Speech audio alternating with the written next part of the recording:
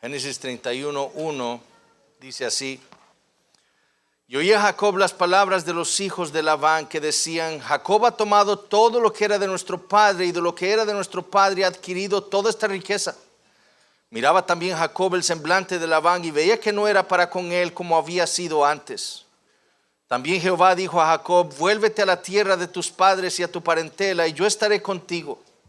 Envió pues Jacob y llamó a Raquel y a Lea al campo donde estaban sus ovejas, y les dijo: veo que el semblante de vuestro padre no es para conmigo como era antes, mas el Dios de mi padre ha estado conmigo.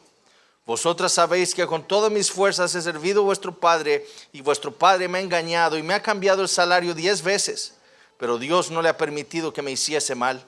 Si él decía así: los pintados serán tu salario, entonces todas las ovejas parían pintados. Y si decía: los listados serán tu salario, entonces todas las ovejas parían listados. Así quitó Dios el ganado de vuestro padre y me lo dio a mí. Y sucedió que al tiempo que las ovejas estaban en celo, alcé yo mis ojos y vi en sueños, y he aquí los machos que cubrían a las hembras eran listados, pintados y abigarrados. Y me dijo el ángel de Dios en sueños: Jacob. Y yo dije: heme aquí. Y él dijo: alza ahora tus ojos y verás que todos los machos que cubren a las hembras son listados, pintados y abigarrados, porque yo he visto todo lo que Labán te ha hecho. Yo soy el Dios de Betel, donde tú ungiste la piedra y donde me hiciste un voto. Levántate ahora y sal de esta tierra y vuélvete a la tierra de tu nacimiento. Respondieron Raquel y Lea y le dijeron: ¿tenemos acaso parte o heredad en la casa de nuestro padre?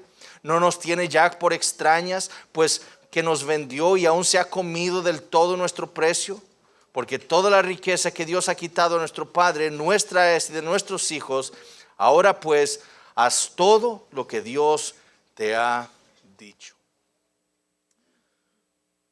Uno de los principios más importantes de la educación clásica cristiana es el principio que se conoce como repetitio mater memoriae. Y lo que eso significa es que la repetición es la madre de la memoria. En la mitología griega, Mnemosine o memoria era la madre de las 9 musas. Esas 9 musas estaban relacionadas en la mitología griega con diversas artes. Urania, por ejemplo, estaba relacionada con la astronomía, Polihimnia con los himnos, Melpomene con la tragedia, Talía con la comedia, Clio con la historia, Calíope con la poesía lírica, Euterpe con la poesía de lamentación, Terpsícore con la danza y Erato con la poesía. Y como lo indica el mito, Mnemosine o memoria es la madre entonces de las artes musicales o de las artes de las musas. Y lo que indica el mito es que la memoria es importantísima para el aprendizaje. Es por eso que la memorización es parte fundamental de la educación clásica cristiana. Sin ella no se puede tener un progreso adecuado en la adquisición del conocimiento. Sin embargo, los antiguos entendieron que aún la memoria tenía una madre, la repetición. La repetición da origen a la memoria, y la memoria es la que permite la adquisición del conocimiento. Razón por la cual los cristianos a lo largo de los siglos le dieron tanto valor a ese principio. Y lo hicieron memorizando, por ejemplo, los salmos, repitiéndolos una y otra vez en sus cantos durante los días del Señor. Así también memorizaban libros enteros de la Biblia, repitiendo una y otra vez los diversos versículos que contenían cada uno de esos libros. Y memorizaron también grandes obras literarias. Ha sido más bien la educación moderna y su progresismo lo que ha impedido que la juventud pueda ser educada adecuadamente. Y lo ha hecho minimizando la importancia del uso de la memoria en la educación. Ya los niños no necesitan aprenderse las tablas de multiplicar. ¿Por qué? Porque todos tienen calculadora. Ya los niños no tienen que aprenderse eventos y fechas históricas importantes. ¿Por qué? Porque tenemos Google. Ya los niños no tienen que aprenderse números de teléfono de sus amigos, de sus familiares. ¿Por qué? Porque ya todos tenemos un teléfono inteligente que usa su memoria para que nosotros no usemos la nuestra. Y así el uso de la memoria y la repetición han sido abandonadas. Pero la repetición es precisamente eso, es una petición que se hace una y otra vez. Literalmente, repetición significa buscar de nuevo. Significa buscar una y otra vez. ¿Por qué vamos siempre al mismo restaurante a comer? Porque recordamos algo y queremos volverlo a buscar. ¿Por qué leemos la Biblia una y otra vez? Bueno, porque cada vez queremos ir a buscar más de ese Dios que se nos ha revelado a nosotros en Jesucristo y queremos conocer más de Él. Así es como funciona la repetición en la educación. El repetir algo de diversas maneras para los niños, ya sea recitado, cantado, jugando, va a permitir que el estudiante regrese de nuevo al mismo concepto o al mismo tema una y otra vez. Y lo va a hacer apreciar ese conocimiento. Y entonces va a hacer que ese conocimiento se haga permanente en su memoria.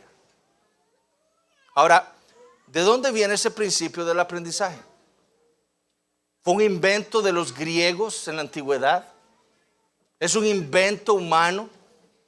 No. Este principio de la educación clásica cristiana es lo que yo llamo un principio natural del aprendizaje.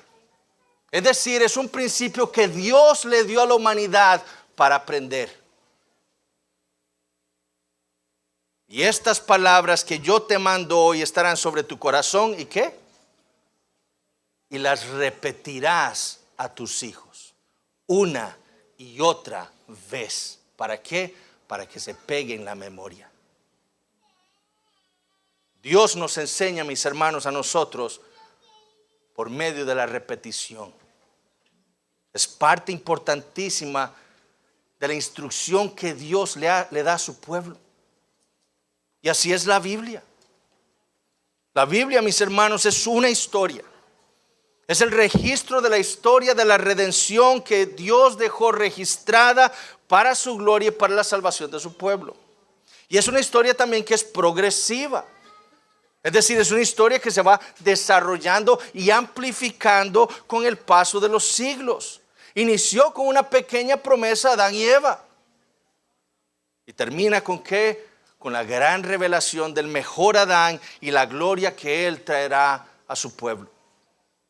Pero también es una historia, mis hermanos, que se repite una y otra vez de diversas maneras. Y Dios nos la repite por medio de tipos, de la tipología en la Biblia. La creación, en Génesis 1 y 2, tipifica la nueva creación. Y la creación se repite como un tema a lo largo de las Escrituras. En el diluvio, ¿qué es lo que hubo? Dios destruyó la primera creación y trajo una nueva creación.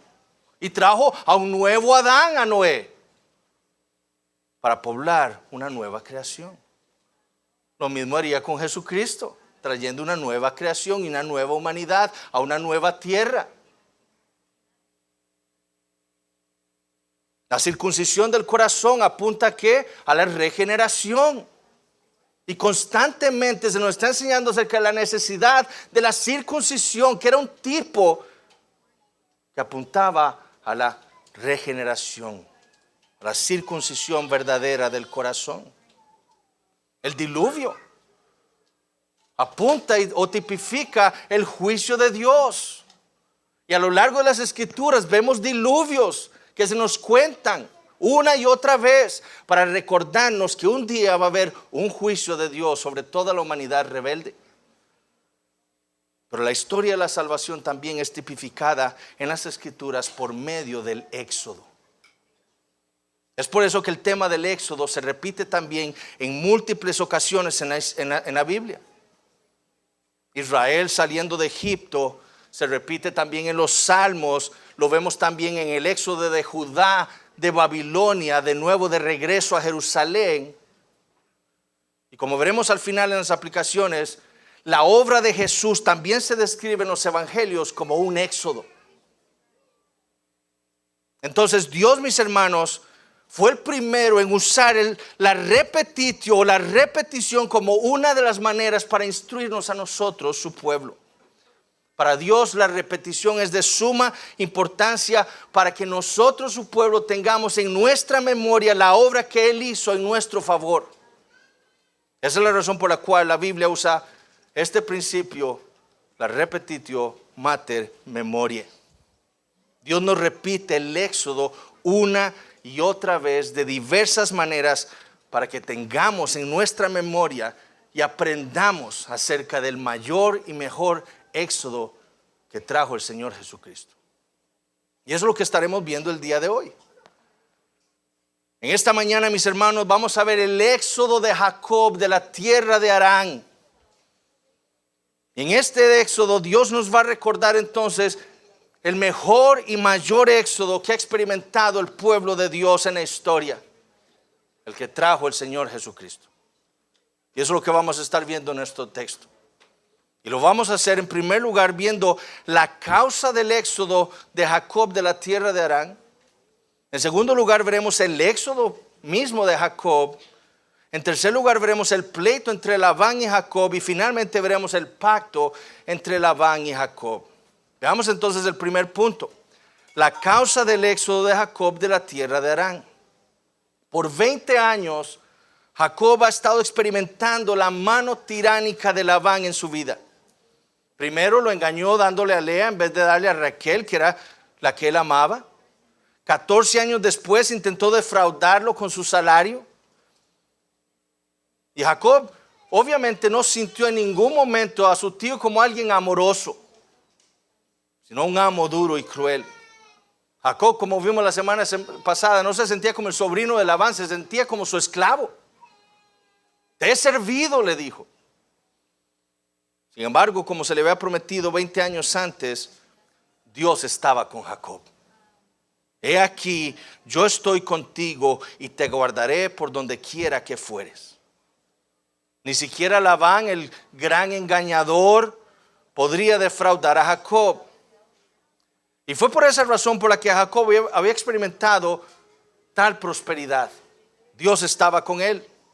Génesis 30:43. Y se enriqueció el varón muchísimo y tuvo muchas ovejas y siervas y siervos y camellos y asnos. Ahora, en la providencia de Dios es esa prosperidad la que Dios va a usar para sacar a Jacob de la tierra de Harán y traerlo, como también se lo había prometido en Betel, a la tierra prometida. Y lo primero que Dios usa para mover el corazón de Jacob para regresar a su tierra fue la envidia de los hijos de Labán. Versículo 1. Y oía Jacob las palabras de los hijos de Labán que decían: Jacob ha tomado todo lo que era de nuestro padre, y de lo que era de nuestro padre ha adquirido toda esta riqueza. De alguna manera llegan a los oídos de Jacob las palabras de los hijos de Labán. Ellos, obviamente, sin causa alguna, estaban pensando que Jacob le había robado a Labán. Jacob nunca le había robado a Labán. Ellos habían hecho un trato, Labán y Jacob, cuáles iban a ser las ovejas de Jacob, y ambos estuvieron de acuerdo. Y Dios le dio a Jacob lo que le correspondía a él como su salario. Jacob entonces nunca le robó las ovejas a Labán. Más bien siempre las mantuvo aparte para que los ganados no se mezclaran. Sin embargo, en su pecado, los hijos de Labán se sentían defraudados. ¿Qué les iba a quedar a ellos como herencia? En un sentido, Jacob sí los había despojado. Pero fue un despojo legal, porque fue un trato entre Labán y Jacob. Pero obviamente las palabras de estos hombres han traído temor a Jacob. Él siente que hay un problema aquí. Lo segundo que Dios usa para mover el corazón de Jacob para regresar a su tierra fue el semblante de Labán. Versículo 2. Miraba también Jacob el semblante de Labán y veía que no era para con él como había sido antes. Dios estaba con Jacob, pero el semblante de Labán no.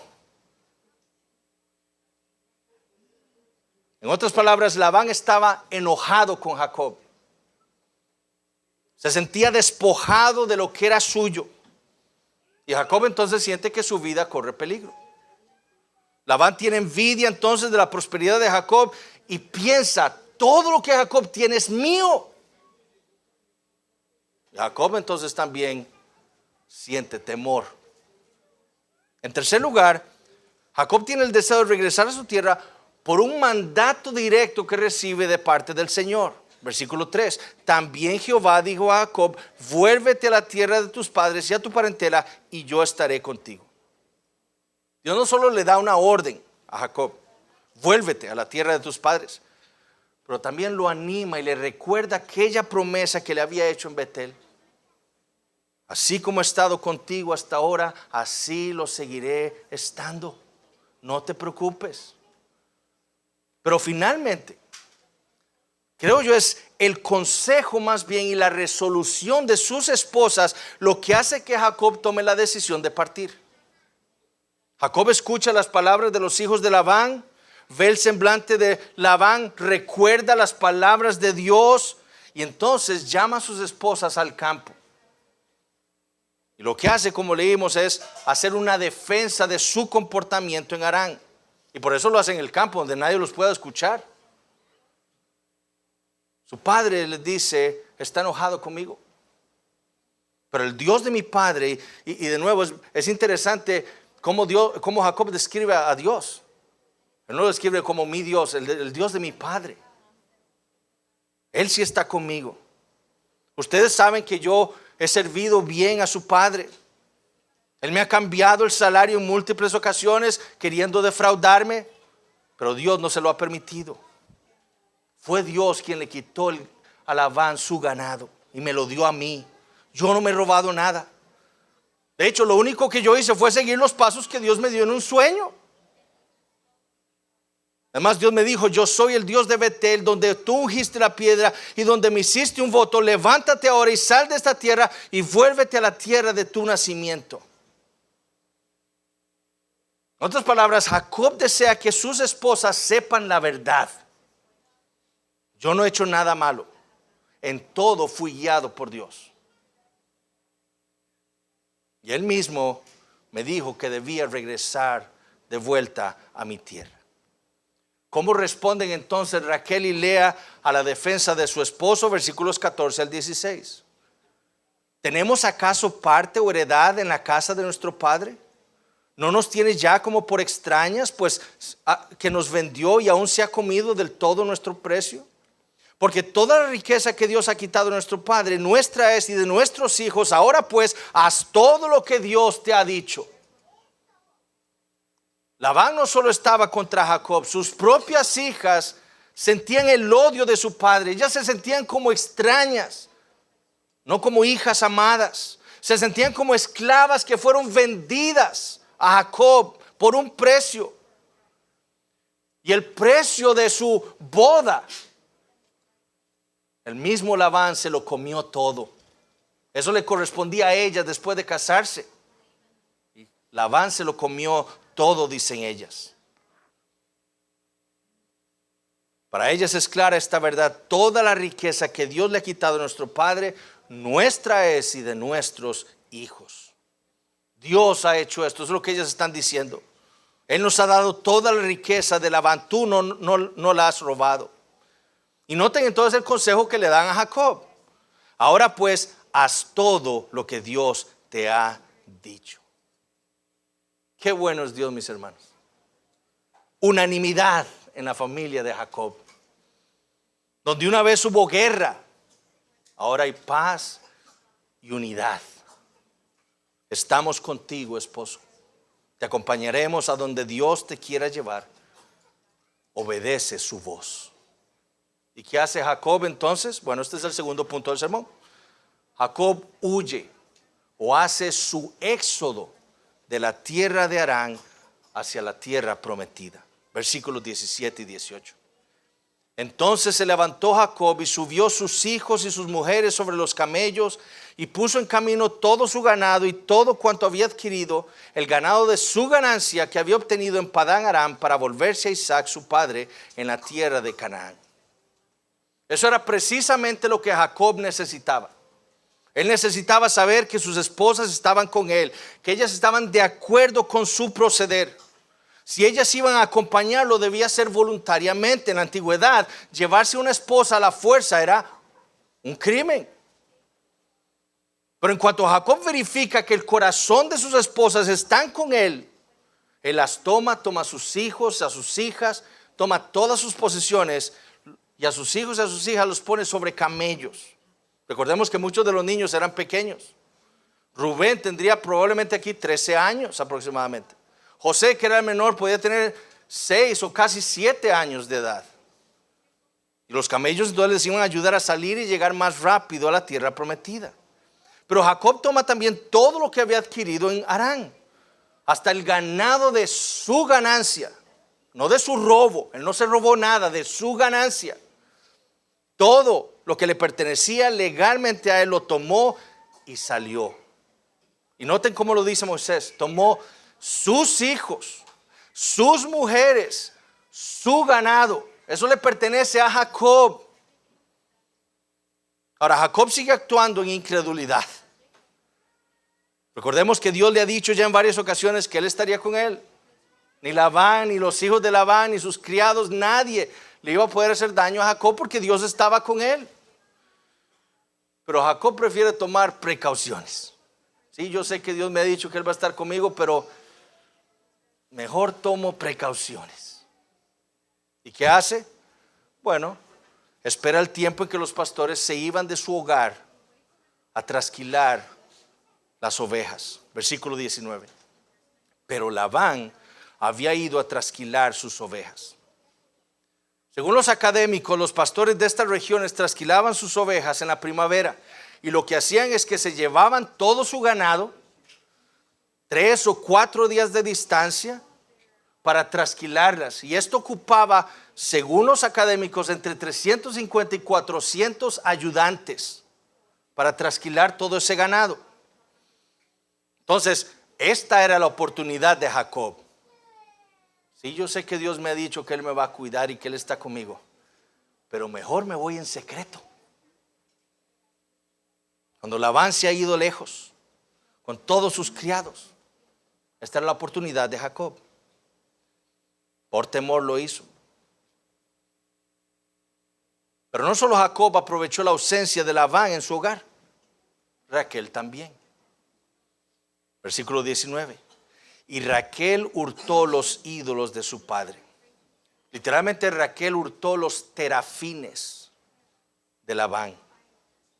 Terafines literalmente se traduce como abominaciones. Es un término que usa el Antiguo Testamento para referirse a los ídolos falsos. Ahora, algunos académicos han propuesto que Raquel aprovechó la ausencia de su padre para robar sus ídolos, porque en la antigüedad se creía que esos ídolos servían para reclamar la herencia familiar.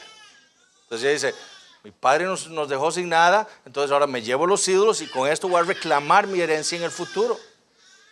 Otros han dicho que Raquel se los robó para usarlos como adivinación, para saber por dónde iba a venir Labán a buscarnos. Otros dicen que los robó para venderlos y así recuperar parte del dinero que Labán se comió, que le correspondía a ellas. Otros han dicho también que quizás Raquel aún mantenía cierto tipo de politeísmo. Sí, ella creía en Jehová, pero también tenía alguna inclinación por otros ídolos. Yo creo, mis hermanos, como veremos más adelante, que Raquel lo hizo por otra razón, como una forma para mostrar su desprecio por Labán y sus preciados ídolos. Así dice el versículo 20: Jacob engañó a Labán arameo, no haciéndole saber que se iba. Y noten el adjetivo que usa Moisés. Ya Labán no es un pariente de Jacob, ahora es el arameo, el pagano, el impío, el que no es parte del pueblo de Dios. Versículo 21: huyó pues con todo lo que tenía y se levantó y pasó el Éufrates y se dirigió al monte de Galaad. Jacob finalmente había salido de la tierra de su servidumbre, la tierra de Harán, e iba ahora camino a la tierra prometida. Sin embargo, algo sucede 3 días después de haber hecho su éxodo. Y este es el tercer punto del sermón: el pleito de Labán con Jacob, versículos 22 y 23. Y al tercer día fue dicho a Labán que Jacob había huido. Entonces Labán tomó a sus parientes consigo y fue tras Jacob camino de 7 días y le alcanzó en el monte de Galaad. Entonces 3 días después de haber salido, llega la noticia a Labán: Jacob huyó con toda su familia. Obviamente Labán, que quizás sentía que Jacob lo había defraudado, le había robado, se enoja. Él toma entonces a sus hijos, al resto de sus parientes y se va buscando a Jacob, a quien para este momento había llegado ya al monte de Galaad, que queda como a 480 kilómetros de distancia de Harán. O sea, ya estaba casi a mitad de camino para llegar a la tierra prometida. 7 días le había tomado Labán. Recuerden que ellos se habían ido 3 días de distancia de su casa y 3 días de Jacob caminando hacia la tierra prometida. Entonces le tomó unos 7 días a Labán para alcanzar a Jacob. Sin embargo, antes de poder alcanzarlo, como leemos en el versículo 24, Dios viene a Labán para amenazarlo. Guárdate que no hables a Jacob descomedidamente. Literalmente, Labán no debe hablarle a Jacob de bien para mal. Es decir, Labán debe cuidarse de no injuriar o de no hacerle daño a Jacob. De nuevo, Dios, mis hermanos, sigue cumpliendo su palabra. Él guardaría a Jacob por donde quiera que fuera. Pero ¿por qué razón debió hablarle así Dios a Labán? ¿Por qué Labán iba con qué intenciones iba Labán? Bueno, iba con malas intenciones. Por eso Dios tuvo que hablarle así. Si por Labán fuera, él hubiera matado a Jacob y a toda su familia. Versículo 25. Alcanzó pues Labán a Jacob, y éste había fijado su tienda en el monte, y Labán acampó con sus parientes en el monte de Galaad. Todo este lenguaje, mis hermanos, aquí de fijar su tienda, de acampar, es lenguaje que se usa en el Antiguo Testamento para un ejército. Es lenguaje militar. Lo que Moisés quiere que entendamos es que Labán iba con la intención de hacerle guerra a Jacob, de aniquilarlo a él y a su familia. Versículos 26 al 29. Y dijo Labán a Jacob: ¿qué has hecho? Que me engañaste y has traído a mis hijas como prisioneras de guerra. ¿Por qué te escondiste para huir y me engañaste y no me lo hiciste saber para que yo te despidiera con alegría y con cantares, con tamborín y arpa? Pues ni aún me dejaste besar a mis hijos y mis hijas. Ahora, locamente has hecho. Poder hay en mi mano para haceros mal, mas el Dios de tu padre me habló anoche diciendo: guárdate que no hables a Jacob descomedidamente. Labán ciertamente es un hombre que está fuera de sí. Él era el que estaba loco, no Jacob. No solo es un hipócrita, sino que es un megalomaniático. Es un tirano que está fuera de sí. Me engañaste, me robaste, todo esto es mío. Y noten cómo se lo dice: has traído a mis hijas como prisioneras de guerra. Primero, no son sus hijas, son las esposas de Jacob que él le dio. Segundo, ellas salieron voluntariamente, no como prisioneras de guerra. Si tan solo Labán les hubiera preguntado a ellas si Jacob las forzó, se las trajo a la fuerza, o si ellas salieron voluntariamente, lo hubiera sabido, pero no hace eso. Asume las cosas. Él está actuando como un loco. Además, Labán acusa a Jacob de haberlo engañado sin razón. Notemos la hipocresía. ¿Por qué te escondiste para huir y me engañaste y no me lo hiciste saber para que yo te despidiera con alegría y con cantares, con tamborín y arpa? Labán ya estaba contra Jacob y Jacob lo sabía. Su envidia se había ya manifestado en su rostro. Esa fue la razón por la cual Jacob tuvo que huir de la manera en la que lo hizo. Labán ya no tenía ningún afecto por sus hijas ni sus nietos. Nunca, mis hermanos, Labán pretendía dejar salir a Jacob de su tierra. Nunca. Él pensaba dejar a Jacob para siempre en Harán. Tercero, vemos su locura en la manera en la que describe a los niños: mis hijos y mis hijas. De nuevo, esos hijos son de Jacob. Son los hijos que Dios le había dado al patriarca. Y así, mis hermanos, es como actúan los tiranos. Para los comunistas, los hijos míos le pertenecen al Estado. Y eso es lo que en muchos lugares se cree hoy en día. Mis hijos son mis hijos. Dios me los dio a mí. Cualquier pensamiento en contra de eso no solo es pagano, es satánico. Y Labán se estaba comportando así. Cuarto, Labán admite el deseo de hacerle mal a Jacob. Él vino con su ejército para matarlos a todos por traición. Sin embargo, Dios no se lo impidió. O Dios se lo impidió, perdón. El Dios de tu padre le dice, me lo prohibió. Pero ¿qué hubiera pasado si Dios no le aparece en el sueño? Labán los hubieran matado a todos. Sin embargo, Dios había prometido estar con Jacob. Pero más que su salida de esa manera, a escondidas, el pleito que Labán tenía con Jacob era el asunto con sus dioses, con sus terafines, sus abominaciones, versículo 30. Y ya que te ibas, porque tenías el deseo de la casa de tu padre, ¿por qué me hurtaste mis dioses? En otras palabras, está bien, te fuiste. Querías volver a la casa de tu padre, pero ¿por qué te robaste mis dioses? Jacob entonces ahora sí abre su boca para defenderse. ¿Quieres saber por qué me fui? Versículo 31. Porque tuve miedo, pues pensé que quizás me quitarías por fuerza a tus hijas. ¿Por qué me fui así? Por eso mismo. Yo sabía que de otra manera me hubieras quitado mis esposas.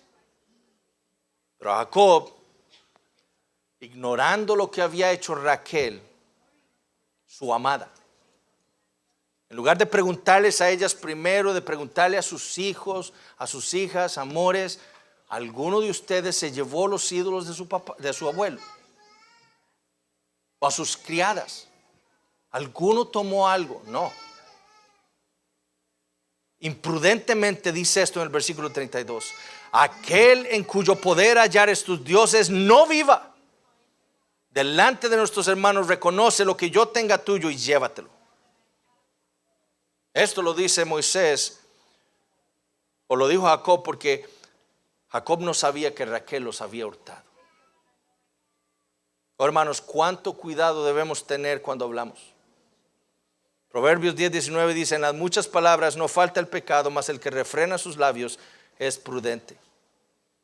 Y por su imprudencia, Jacob había puesto una sentencia de muerte sobre la cabeza de su amada esposa.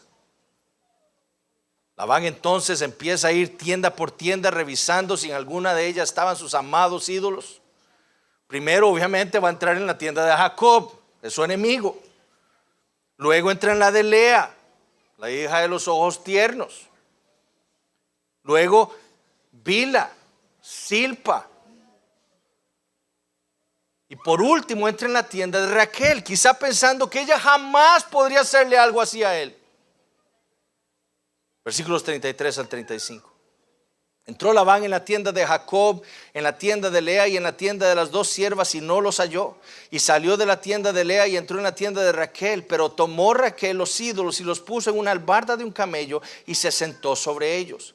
Y buscó Labán en toda la tienda y no los halló. Y ella dijo a su padre, no se enoje mi señor, porque no me puedo levantar delante de ti, pues estoy con la costumbre de las mujeres.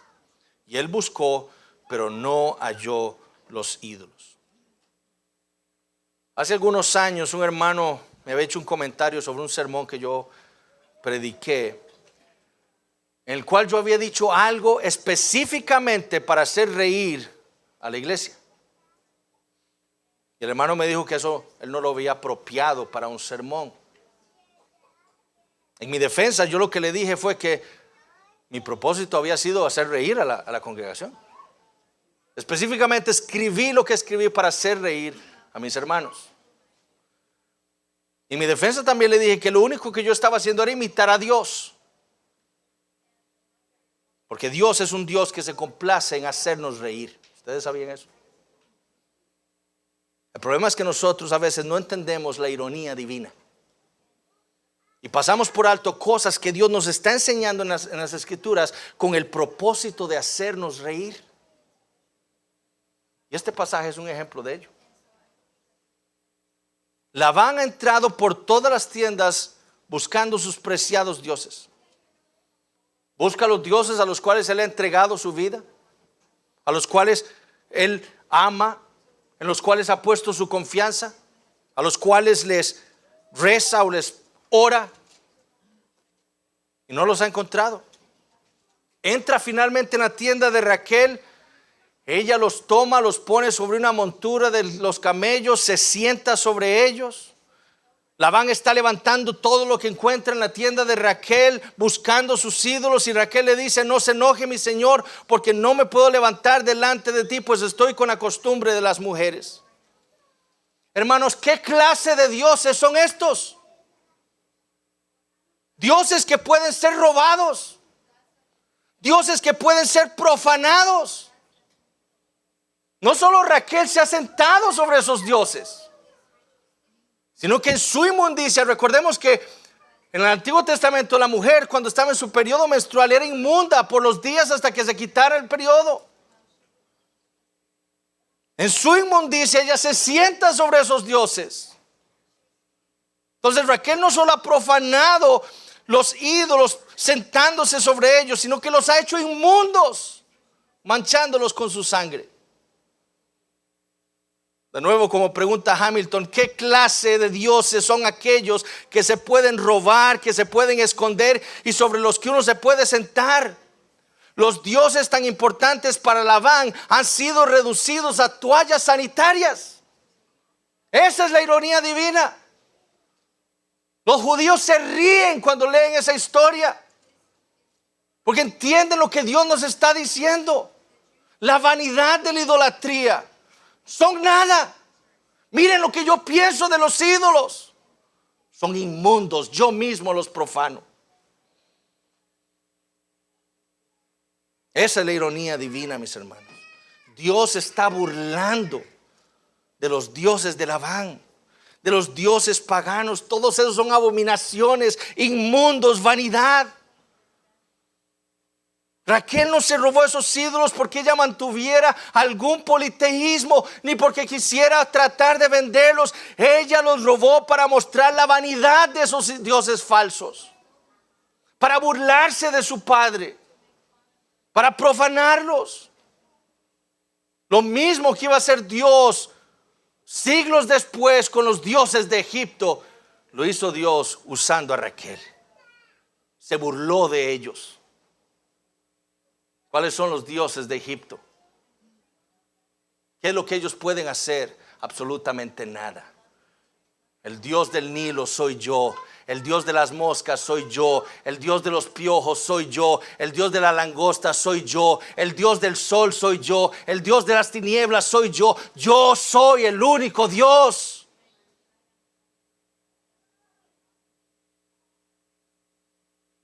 Y así deberíamos pensar nosotros de los ídolos de nuestro tiempo, mis hermanos.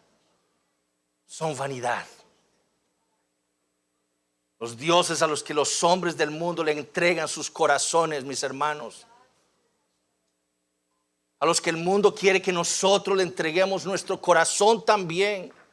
Son vanidad. Y al ver que Labán no puede encontrar nada, entonces ahora sí Jacob inicia su defensa. El acusado se convierte ahora en el juez. ¿Cuál ha sido mi pecado? ¿Qué has hallado tuyo entre mis cosas? Por 20 años me he esclavizado para ti, nunca te he hecho mal, nunca te defraudé. Yo pagaba el daño cuando una fiera se comía alguno de tus animales, yo la pagaba de las mías. Bajo el calor, bajo el frío, con sueño te he servido 20 años. Has cambiado mi salario hasta 10 veces. Versículo 42, si el Dios de mi padre, Dios de Abraham y temor de Isaac no estuviera conmigo, de cierto me enviarías ahora con las manos vacías. Pero Dios vio mi aflicción y el trabajo de mis manos y te reprendió anoche. En otras palabras, Dios es mi juez y Él ha hecho justicia. ¿Qué hace Labán? Este es el último punto del sermón, el pacto de Labán con Jacob, versículos 43 y 44.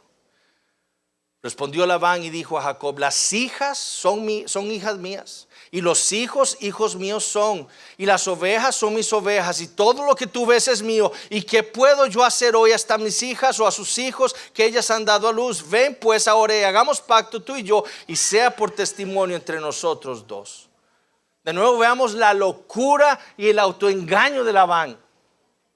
Él quiere lucir como el bueno de la película. Tus esposas son mis hijas, tus hijos son mis hijos, todo lo que tienes es mío. Hagamos entonces un pacto. Jacob ahora entonces procede a guardar silencio. Él no vuelve a decir una sola palabra. No se va a dirigir más a Labán. Ahora sus únicas palabras serán con sus familiares, con sus criados. Y toma una piedra, la levanta como señal, le dice a los suyos que hagan un majano, un pilar de piedras, para servir como un testimonio entre Labán y Jacob. Y como era la costumbre en la antigüedad, después de hacer un pacto, comen ahí mismo. Labán le pone por nombre a aquel lugar un nombre arameo, Jegar Sahaduta. Jacob le pone un nombre hebreo, Galaad, que significa el montón del testimonio. Labán entonces dice, versículo 48, este majano es testigo hoy entre nosotros dos, por eso fue llamado su nombre Galaad. Por eso también le pusieron Mizpa, versículo 49, por cuanto dijo, atalaye Jehová entre tú y yo cuando nos apartemos el uno del otro. Para Labán y Jacob, ese montón de piedras iba a servir como una maldición si alguno de los dos traspasaba ese límite. Ahora, algunos creyentes, yo no lo sabía, pero algunos creyentes hablan de la bendición de Mizpa y se tallan en dijes y collares. Génesis 31:49. La bendición de Mizpa. Que Dios nos cuide cuando nos separemos. Esto no es una bendición, es una maldición para aquel que ose ir, traspasar ese límite para atacar al otro. Labán está diciendo, este lugar va a servir de testimonio contra aquel que ose pasar a la tierra del otro. Versículos 50 al 53. Si afligieres a mis hijas o si tomares otras mujeres además de mis hijas, nadie está con nosotros. Mira, Dios es testigo entre nosotros dos. Dijo más Labán a Jacob, he aquí este majano y he aquí esta señal que he erigido entre tú y yo. Testigo sea este majano y testigo sea esta señal, que ni yo pasaré de este majano contra ti, ni tú pasarás de este majano ni de esta señal contra mí para mal. El Dios de Abraham y el Dios de Nacor juzgue entre nosotros. El Dios, literalmente, los dioses de sus padres. Y Jacob juró por aquel a quien temía Isaac, su padre. Es claro que Labán es un pagano. De un lado está Jacob, su familia y Jehová. Y del otro lado está Labán, su familia y el Dios con D pequeña de Nacor. Así es como nosotros lo debemos entender. Este no es el mismo Dios.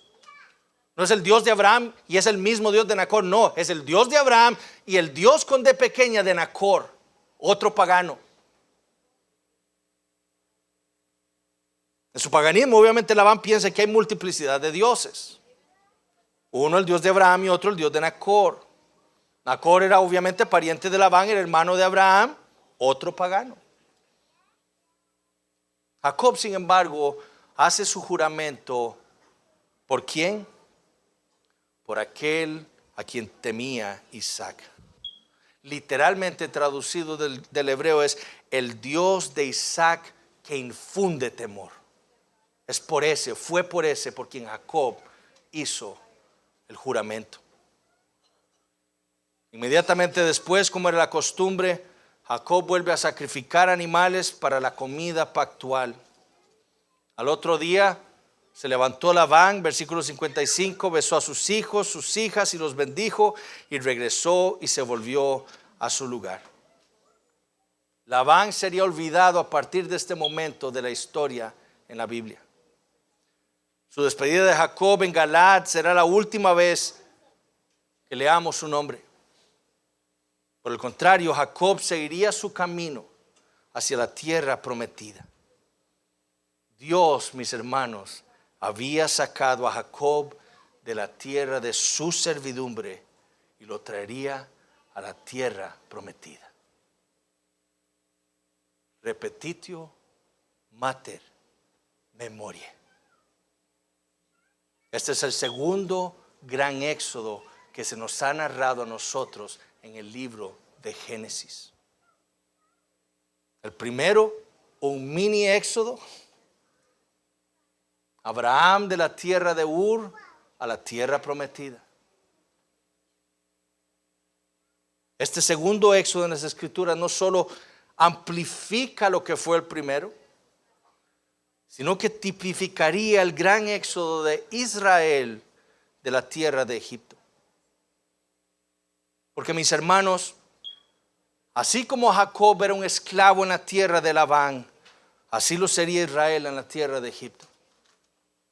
Así como Labán fue un tirano para con Jacob, así lo sería Faraón para con Israel.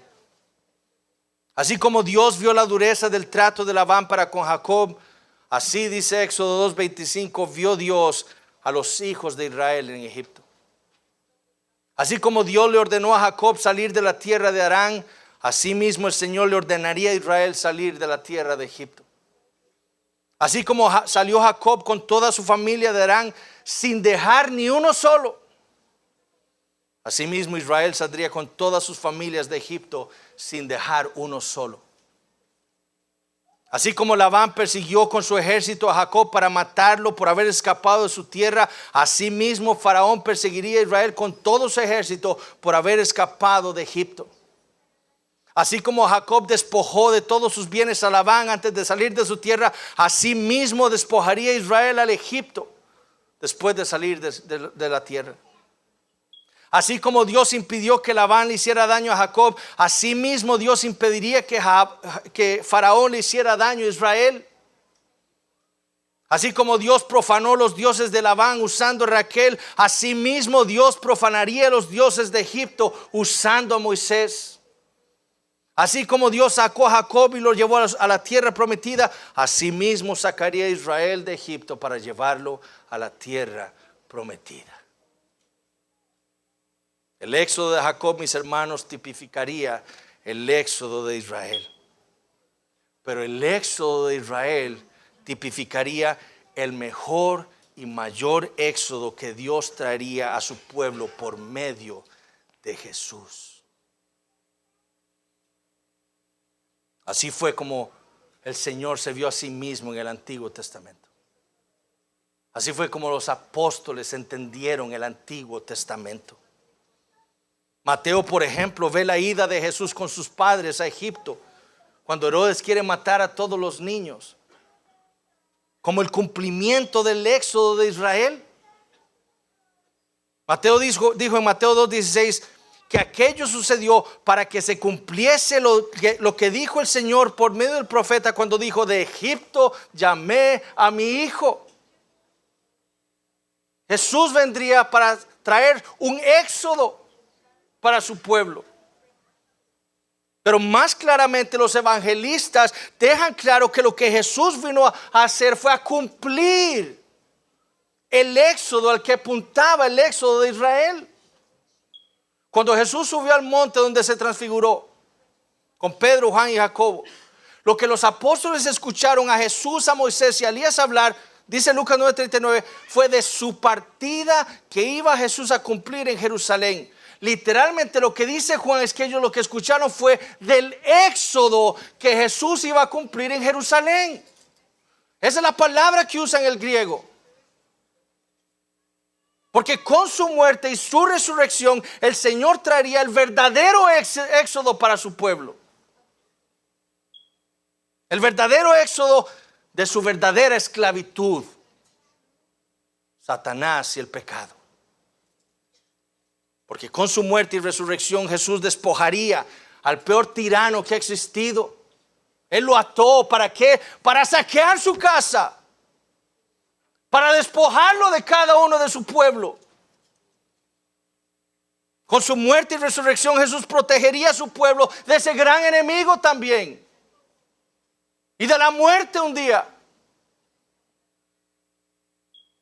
Con su muerte y resurrección Jesús salvaría a todo su pueblo sin dejar ni uno solo de todos aquellos que su Padre le dio en su mano. Ni uno solo se perdería. Todos saldrían con Jesús. Con su muerte y resurrección Jesús también llevaría a su pueblo a la tierra prometida, al reino de Dios. Un día a los nuevos cielos y nueva tierra por la eternidad. Al nuevo y mejor Edén. Por eso es que los evangelistas tratan la institución de la cena como el cumplimiento de la Pascua. El pan que comieron los israelitas antes de morir apuntaba al cuerpo de Cristo que era necesario para nuestra redención.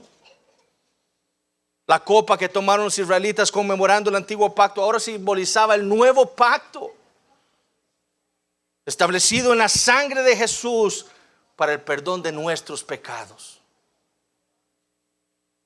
Hermanos, Dios ha venido repitiéndonos la temática del Éxodo una y otra vez de diversas maneras para instruirnos en lo que fue necesario y en lo que hizo Jesús para nuestra salvación. Para que contemplemos de diversas maneras lo que implicó nuestra salvación. Para que retengamos en nuestra memoria el amor con el que Él nos amó. Jesús dio su vida por nosotros y con ella nos sacó de este mundo y nos trajo a su reino. Gloria a Dios, mis hermanos, por su palabra.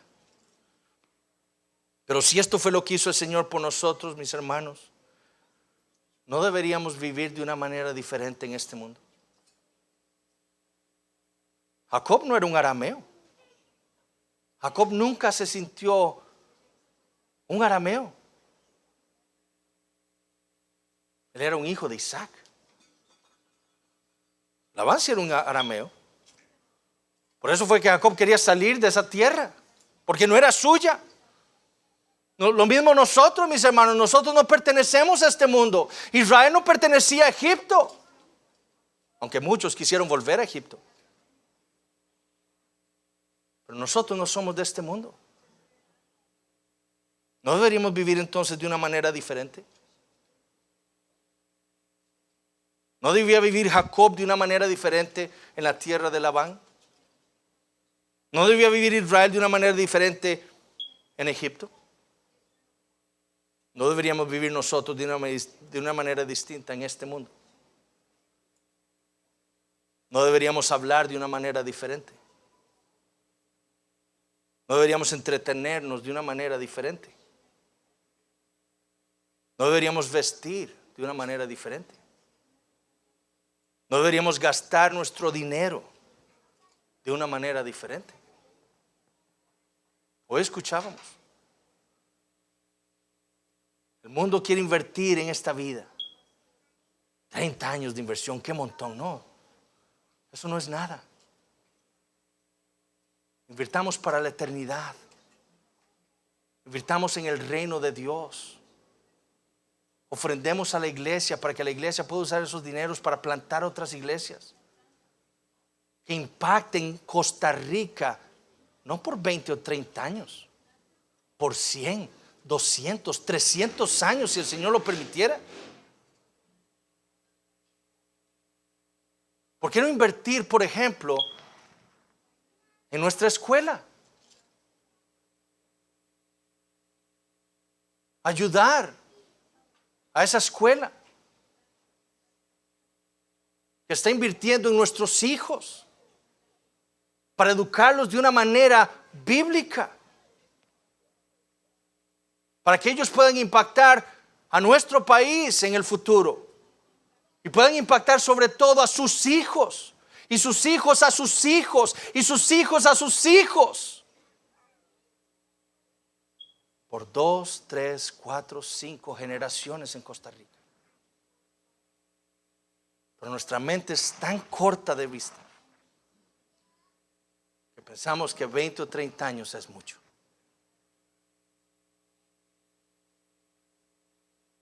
¿No deberíamos comer de una manera diferente? ¿Vivir como matrimonios de una manera diferente? ¿Ver a la iglesia de una manera diferente? ¿Cómo ve el mundo esta reunión que hacemos aquí los domingos? ¿Para qué? ¿No deberíamos verlo nosotros de una manera diferente? Dios nos salvó a nosotros enviando a su Hijo a morir en una cruz para darnos vida a nosotros. Y Él nos ha convocado hoy para adorarle. Él ha prometido estar aquí. ¿No debería ser el mayor deseo de nuestro corazón estar aquí con su pueblo para adorarle a ese gran Dios que envió a su Hijo y lo mató por mí?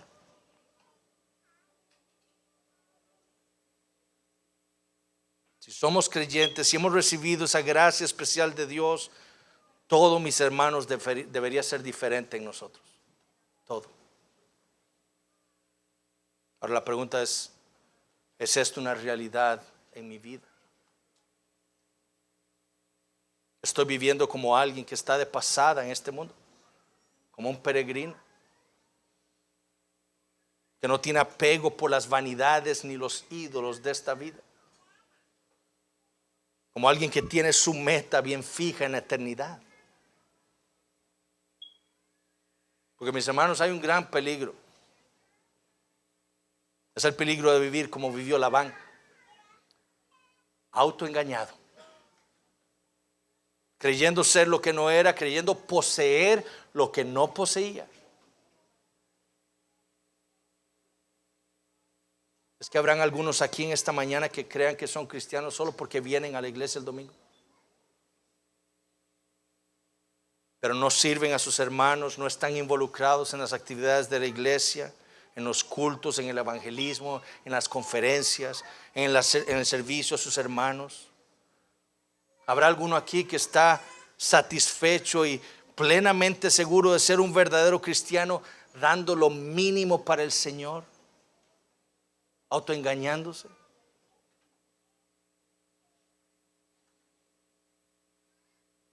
Porque si es así, usted está como Labán.